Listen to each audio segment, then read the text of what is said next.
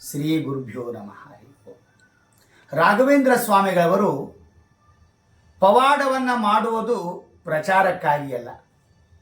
ಕೆಲವರು ನೋಡ್ತೀವಿ ನಾವು, ಪ್ರಚಾರಕ್ಕಾಗಿ ಪವಾಡ ಮಾಡ್ತಾರೆ, ತಾವು ಬೆಳೆದುಕೊಳ್ಳುವುದಕ್ಕಾಗಿ ಪವಾಡ ಮಾಡ್ತಾರೆ.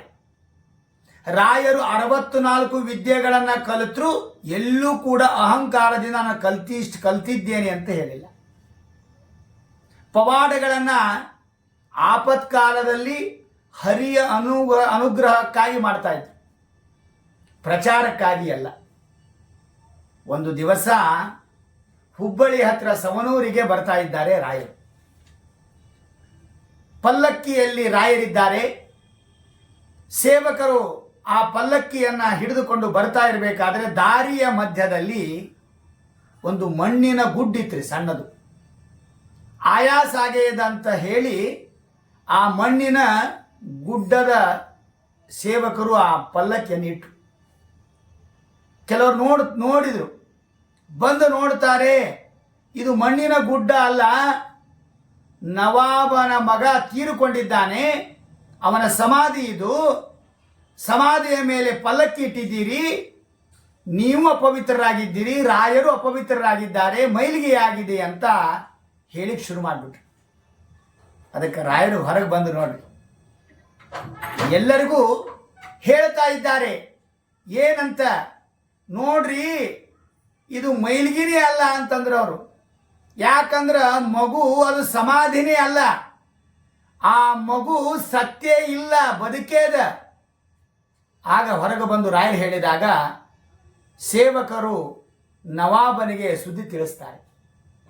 ನನ್ನ ಮಗು ಬದುಕೇದ ಅಂತ ಸಂತೋಷದಿಂದ ಆನಂದದಿಂದ ನವಾಬ ಓಡಿ ಬಂದ್ರಿ ರಾಯರ ಹತ್ತಿರ.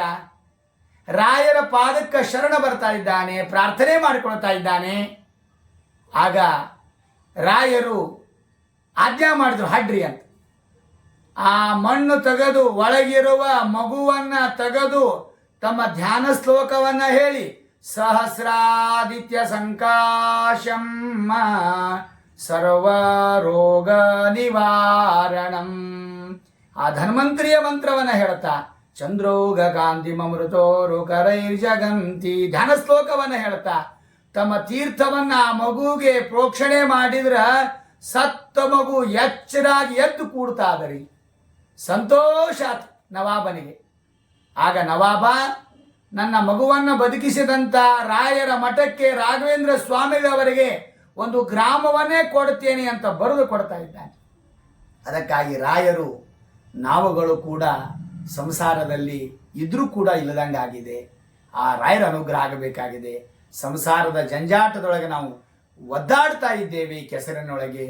ಆ ಕೆಸರಿನ ಆ ಸಂಸಾರದ ತಾಪತ್ರೆಗಳು ಪರಿಹಾರ ಮಾಡಬೇಕಾದರೆ ರಾಯರ ಅನುಗ್ರಹ, ರಾಯರ ಸ್ಮರಣೆ, ರಾಯರ ಮಂತ್ರಾಕ್ಷತೆ, ರಾಯರ ತೀರ್ಥ ಅದೊಂದಿದ್ರೆ ನಾವುಗಳು ಕೂಡ ಬದುಕುತ್ತೇವೆ. ಜೀವನದಲ್ಲಿ ಸಂಸಾರದಲ್ಲಿ ನಮ್ಗೆ ಒಳ್ಳೆಯ ಕೆಲಸಗಳು ಆಗುತ್ತವೆ. ಅದಕ್ಕಾಗಿ ನಮಗೂ ಕೂಡ ರಾಯರು ಬದುಕಿಸಲಿ, ಉಳಿಸಲಿ ಎಂಬುದಾಗಿ ಪ್ರಾರ್ಥನೆ ಮಾಡೋಣ. ಶ್ರೀಕೃಷ್ಣ ಅರ್ಪಣಮಸ್ತು.